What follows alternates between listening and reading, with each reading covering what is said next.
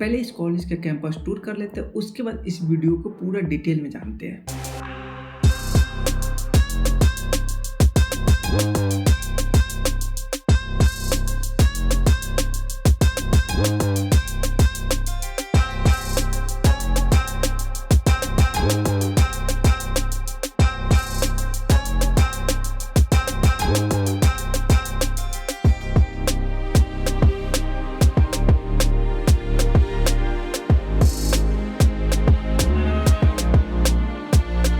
आज बात करने वाले एनआईटी गढ़वाल के बारे में, जो कि उत्तराखंड में देखने को ये मिल जाती है। देखो, जेईई में जब भी दे देते हो तो उस समय कटअप जानने की ज़रूरत होती है कि इस कॉलेज के कटअप कितने होंगे। उसके हिसाब से ही जोसा काउंसलिंग में आप फिलअप करते हैं कॉलेज के कि इस कॉलेज को इतना पर रखना है, मेरा कटअप इतना पे है, ब्रांच इतना पे है।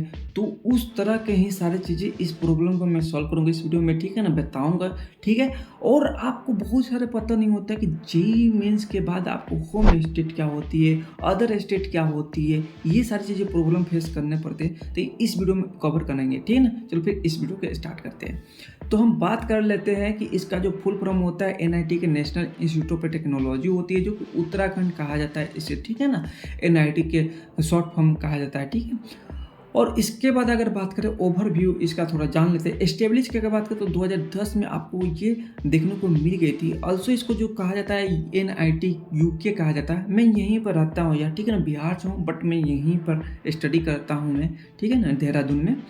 लोकेशन की अगर बात करें तो बहुत बढ़िया लोकेशन है, गढ़वाल में आपको देखने को मिल जाती है। उत्तराखंड में लोकेशन अच्छी जगह पे है। दूसरी का बात ये है मौसम बहुत अच्छी तरह रहती है यहाँ पर, ठीक है।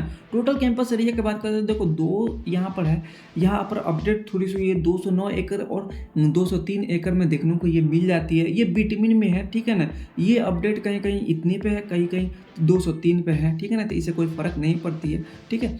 उसके बाद हम लोग बात कर लेते हैं यहाँ पर कि एयरपोर्ट की आपको जो देखने को मिलेगी सुविधा 119 किलोमीटर पर इस कॉलेज से देखने को मिल जाती है। वहीं पर ऋषिकेश का आपको रेलवे स्टेशन है, यहाँ से देखने को मिल जाती है। उसके बाद ये हरिद्वार भी आप वहाँ से पकड़ सकते हो, बट यहाँ पर अगर रेलवे स्टेशन देखा जाए तो सबसे पास में पड़ती है आपको, ठीक है ना। उसके बाद यहाँ पर अगर बात करें रैंकिंग की, तो रैंकिंग उतनी मैटर नहीं करती कहीं कहीं जगह पर। या ऑब्वियसली बात करूँ तो मैं अभी तक नहीं देखा हूँ कि रैंकिंग से उतना कहीं कॉलेज किसी को फ़र्क पड़ता है, ठीक है। प्राइवेट हो तो उसके लिए, बट ये गवर्नमेंट है तो इसमें कोई फ़र्क नहीं पड़ता यार, ठीक है ना। ये ब्रांड ही एक अपने आप में, ठीक है ना। एलिजिबिलिटी क्राइटेरिया की बात करते हैं, आपको इस बात को पता होना चाहिए। एलिजिबिलिटी क्राइटेरिया यहाँ पर 2 तरह से देखी जाती है। पहला कि आपको फिजिक्स केमिस्ट्री मैथ आपको 12 में होनी चाहिए, ठीक है। जेईई मेंस जब भी दे दिए हो तो उसके लिए कैटेगरी अब बनाई गई है कि ओबीसी या जनरल हो तो 25% होनी चाहिए।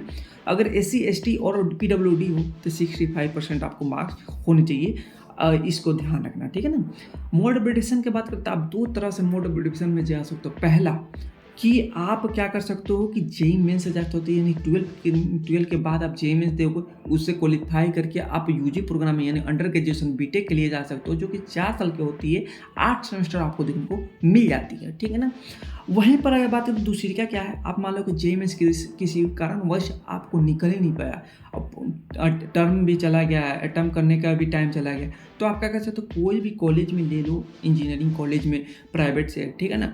और उसके बाद क्या कर सकते हो, वहाँ से जब बीटेक कंप्लीट कर लोगे तो उसके बाद इनटेक के लिए जा सकते हो, ठीक है ना। चाहे आपने कोर्स जो भी लिया हुआ ब्रांच कंप्यूटर साइंस से, मैकेनिकल से, तो उससे जाकर आप उसमें दे सकते हो। तो अपना ड्रीम को जो है ना अपना बना सकते हो वहाँ पर एनआईटी आईआईटी में, ठीक है ना। यहीं पर सीमित नहीं हो जाती है, इस बात को ध्यान रखना, ठीक। जब भी आप जेईई मेंस देते हो, सिर्फ जेईई में जब देते हो तो आपका कटअप जब आ जाती है तो उस समय क्या होती है कि आपको 15-20 दिन बाद जोसा काउंसलिंग के जो होती है उसमें क्या होती है कि कॉलेज जिस हिसाब से आपका जो कटअप आया होगा, जैसे कि इस कॉलेज अगर बात करें कि उत्तराखंड की कितनी कटअप हो, हम लोग आगे बात करेंगे, तो उसके हिसाब से क्या करोगे कि अपना कटअप के हिसाब से कॉलेज को रखोगे, ब्रांच को रखोगे, फिलअप करोगे। उसके बाद आपको कॉलेज जो है अलॉट हो जाती है, आपको 1 राउंड 2 राउंड 6 राउंड तक चलती है, ठीक है ना। ये उस तरह काउंसलिंग रिजल्ट जो आती है 6 राउंड में आ जाती है आपको कि इस कॉलेज में आपका एडमिशन आपको सिलेक्ट कर लिया गया है, ठीक है ना। उसके बाद आपको फी ये सारी चीज़ें सबमिट की जाती है। उसके बाद एक 32C साहब यहाँ पर मैंने लिखा हो, देखो 6 राउंड की भी बाद बच जाती है कुछ सीटें कॉलेज में, तो फिर से पोर्टल खुलती है, उसमें आप फिर से फिलअप करोगे। मान लो कि आपको 6 राउंड तक नहीं मिली, ज़्यादा कटअप आ गई है, तो आप एक बार और अप्लाई करके देख सकते हो, ठीक है ना। उसके बाद मैंने बोला कि यहाँ पर कोर्स बहुत ज़्यादा ऑफ़र की जाती है, बट मेनली अगर बात करें यहाँ पर हम लोग सिर्फ बात करेंगे बीटेक के बारे में, जो कि 4 साल की आपको देखने को मिल जाती है, ठीक है ना। जैसे कि हम बात करें सिविल इंजीनियरिंग, इसमें ब्रांच में computer science engineering, electrical engineering, electronics and communication, mechanical engineering आपको ये देखने को मिल जाती है यहाँ पर। अभी नया है तो थोड़ी कम ब्रांचेज यहाँ पर देखने को मिल जाती है। यहाँ पे एक बात मैंने बताया, तो होम स्टेट अदर स्टेट क्या होती है। सपोज दैट मान लो कि आप हो बिहार से रहने वाले, ठीक है ना। आपने बोर्ड जो दिया है वो दिया है उत्तराखंड से, ठीक है ना। उत्तराखंड में ही स्कूलिंग किया आपने, तो उत्तराखंड के ही 12 की बात कर रहा हूँ सिर्फ, तो उत्तराखंड के जितने भी बेनिफिट मिलेंगे एजुकेशन में, सिर्फ राशन वाशन नहीं मिलेंगे, एजुकेशन में जितने स्कॉलरशिप मिलेंगे वो आपको उत्तराखंड में ही सारी चीज़ें मिलेंगे। क्योंकि आप बिहार के रहने वाले हो, तो आपने 12 बिहार से दी नहीं है, तो आप यहाँ के होम स्टेट बन जाते हो, ठीक है ना। तो ये सारी चीज़ें बन जाती है आपकी, ठीक है ना। उसके बाद यहाँ पर होती है फीस स्ट्रक्चर। यहाँ पर 3 भागों में बांटा गया। एक तो फीस स्ट्रक्चर वो है जो कि मान लो कि 5 लाख से ज़्यादा आपके पापा के इनकम जो है एनुअल में, तो आपको ये फ़ी देने को पड़ जाएंगे पर सेमेस्टर में। देखो मैंने कहा था 4 साल की बीटेक होती है, उसमें 8 सेमेस्टर होती है, या तो आप 8 सेमेस्टर में दे दो, एक सेमेस्टर में इतना पैसा लगेंगे। अब पहले सेमेस्टर में इतना फ़ी क्यों लग रहे हैं, क्योंकि आप में इसमें बहुत सारे इंक्लूड होते हैं, नाम एडमिशन की, ये सब चीज़ें चार्जेज होती है, इसीलिए उसके बाद से कम हो जाती है। आप देख सकते हो टोटल जो 4 साल में आपको जो होंगे 6 लाख रुपये देखने को मिल सकते हैं आपको, ठीक है ना। ऊपर नीचे हो जाती है थोड़ा सा। उसके बाद अगर आपके पापा के इनकम 1 लाख से 5 लाख के बीच में है एनुअली, तो आपको ये 2 साढ़े 3 लाख या 3 लाख रुपए में आपको जो है इंस्टीट्यूट फी कंप्लीट हो जाएंगे पूरे 4 साल के, ठीक है ना। अगर SC ST है इनकम 1 लाख से कम है, तो आपको जो है आपको यह कह सकते हो 1 लाख से भी बहुत ज़्यादा कम है, ठीक है ना। तो वैसे तो किसी का नहीं होगा एनुअली, तो SC ST में हो तो 81,000 रुपये में आपको ये पूरा टोटल 4 साल के आपके फ़ी कंप्लीट हो जाएंगे। डिटेलिंग में जा सकते हो किस किस के लिए पैसा लग रहा है यहाँ पर। अभी ये पता होना चाहिए कि ये सारी चीज़ें में कैसे होगी, तो स्कॉलरशिप कैसे लगाती है ये थोड़ा आगे बात कर लेते हैं, ठीक है ना। हॉस्टल फी का बात करें तो 2 लाख रुपए लग सकते हैं, यानी बीटेक जो आपका लगेगी कर सकते हो 9 लाख रुपए में आपको पूरा बीटेक कंप्लीट हो जाएंगे, ठीक है ना। हॉस्टल फी आप देख सकते हैं यहाँ पर, ठीक है ना। अब बात कर लेते हैं इसके कटअप के बारे में। तो कटअप यहाँ पर देख लो, मैंने होम स्टेट और अदर स्टेट समझा दिया हूँ मैंने, ठीक है ना। तो यहाँ पर बीटेक अगर सिविल इंजीनियरिंग की बात करें तो 55,000 तक गई हुई थी, फर्स्ट राउंड से शुरू हुई थी 55,000 से, और यहाँ पर देख सकते हो 60,000 में जाके ऑफ हो गई थी ये, ठीक है ना। यहाँ पर सीटें यहाँ पर कंप्यूटर साइंस की बात हुई थी तो 30,000 तक आपको शुरू हुई थी और 31,000 में जाकर बंद हो गई थी। यहाँ पे इलेक्ट्रॉनिक कम्युनिकेशन की बात करें तो 45,000 से शुरू हुई थी, 50,000 में जाकर बंद हो गई थी। इलेक्ट्रॉनिक कम्युनिकेशन की बात करें तो 40,000 से शुरू हुई थी, 45,000 में बंद हुई थी। मैकेनिकल की बात करें तो 50,000 से शुरू हुई थी, 60,000 में जाके बंद हुई थी। इतना अगर रैंक आपका है तो आपको आराम से यहाँ पर उत्तराखंड में मिल सकती है। OBC में अगर कैटेगरी की बात करें, यहाँ पर पॉज करके थोड़ा देख लो क्योंकि वीडियो बराबर नहीं करूँगा।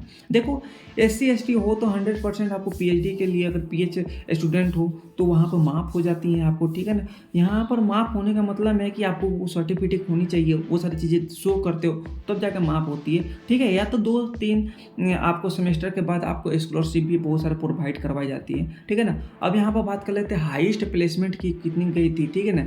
तो 21 लाख रुपये पर एनम की एक स्टूडेंट की गई थी, ठीक है ना। 19 लाख रुपये पर एनम के 4 स्टूडेंट को गई हुई थी सी डॉक्टर में, ठीक है ना।